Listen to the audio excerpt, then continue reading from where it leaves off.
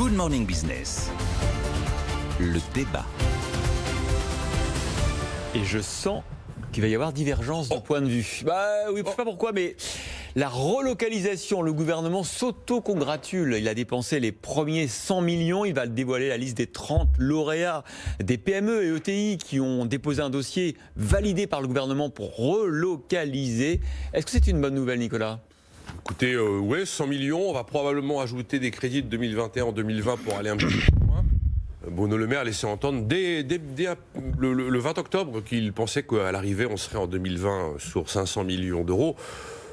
On peut se réjouir que des activités décident de s'implanter sur le sol français. Mais enfin, vous vous rendez compte les montants dont on parle. C'est quand même l'épaisseur du trait. J'ai envie de dire qu'on peut considérer que l'opération du gouvernement est un succès. Effectivement, quand vous subventionnez quelque chose, vous le multipliez, on connaît l'histoire. Il y a probablement des projets qui étaient en cours et qui ont été peut-être accélérés ou incités par une aide publique qui était bienvenue pour eux. Mais enfin, on est quand même sur l'épaisseur du trait. Ce chiffre, même si on était à 500 millions d'euros, ça veut dire qu'il n'y aura pas de vaste mouvement de relocalisation sur le sol français. Ah oui, ça sera anecdotique. Mais voilà, en dépit du volontarisme politique qui a été affiché, et pour des raisons qui sont hyper rationnelles. Le fait qu'aujourd'hui la production mondiale est déjà très fragmentée, elle est beaucoup trop fragmentée pour faire volte-face comme ça du jour au lendemain. Et puis la complexité pour les entreprises, pour trouver tous les éléments nécessaires à la production, fait qu'il est totalement illusoire d'imaginer qu'on aurait comme ça un vaste mouvement de relocalisation en France. Et puis après, si vous voulez faire relocalisation mode d'emploi, il n'y a pas simplement ces problèmes de complexité d'approvisionnement ou de production mondiale fragmentée. Il y a la question de la fiscalité. On a baissé que de 10 milliards d'euros les impôts de production.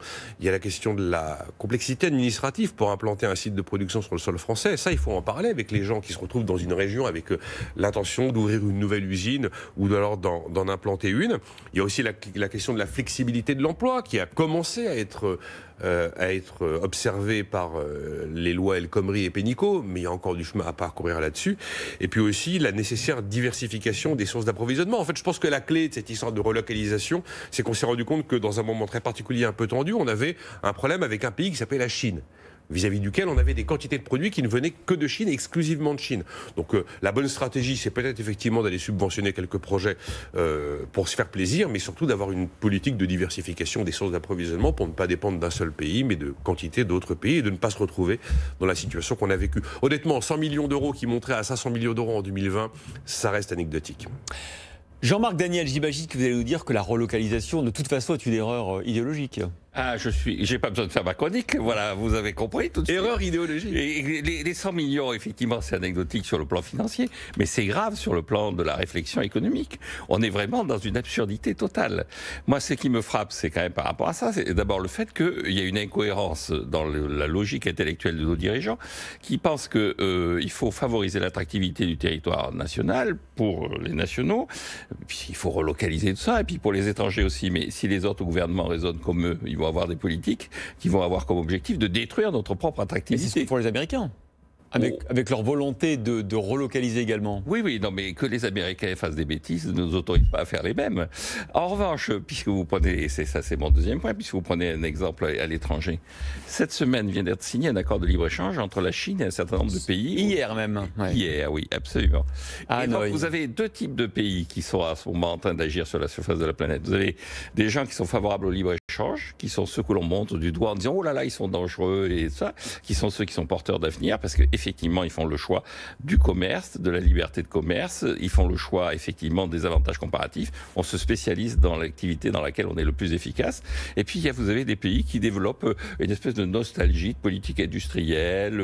Quand est-ce qu'on va réouvrir les mines de charbon ? J'attends le moment où on va nous dire, il faut maintenant réouvrir les mines. Mais non, regardez, on investit dans l'hydrogène. C'est pas pareil, vous êtes de mauvaise foi. Ah mais ça, qu'on investisse dans l'hydrogène, qu'on laisse le marché investir dans l'hydrogène, mais qu'on claque de l'argent du contribuable, ou plus exactement des générations futures, du contribuable futur, à grands coups de relocalisation d'hydrogène, de ceci, de cela, et tous les jours il y a une nouvelle idée absurde qui apparaît, ça me paraît inquiétant. Donc je pense qu'il faut avoir une stratégie qui soit une stratégie cohérente à partir d'un constat simple, c'est que sur le plan strictement commercial, nous sommes quand même dans la zone qui est la zone qui a le plus avantage au libre-échange, puisque c'est celle qui dégage dégage le plus d'excédents extérieurs. Et donc, on est dans une situation où on gaspille l'argent public, même si c'est que 100 millions, pour des fantasmes et des chimères. Que ce soit probablement l'épaisseur du trait est très très loin des incantations politiques du début d'accord. De là à imaginer que ce petit mouvement d'implantation d'usines sur le sol français serait contre le libre-échange, j'ai un petit peu de mal à faire le lien entre le fait d'être contre le libre-échange et de vouloir avoir une activité industrielle un petit peu plus puissante. Quand on dit il faut qu'on produise tel type de produit, tel type de produit, tel type de produit, c'est le contraire à l'idée qu'on puisse effectivement aller acheter ce produit chez un autre partenaire qui est plus efficace dans sa fabrication. Dans les faits, c'est bien le libre-échange qui va continuer à piloter notre économie. La France n'a absolument pas, encore une fois, c'est une illusion d'imaginer qu'on fera du Made in France à 100%. Donc je ne pense pas qu'il y aura contradiction à long terme entre la volonté d'avoir une activité industrielle plus forte en France et le fait d'être refermé sur nous-mêmes et en dehors des logiques libre-échangistes. Non, mais là où je rejoins Nicolas, c'est que l'idéologie de notre gouvernement est autarcique et la nécessité économique, elle est libre-échangiste. En tout cas, notre prochain invité, Jean-Yves Le Gall, le président du CNES, qui est l'ancien patron d'Ariane Espace, ne serait peut-être pas là s'il n'y avait pas eu une impulsion industrielle des gouvernements européens pour Écoutez, cette semaine, nous allons fêter l'anniversaire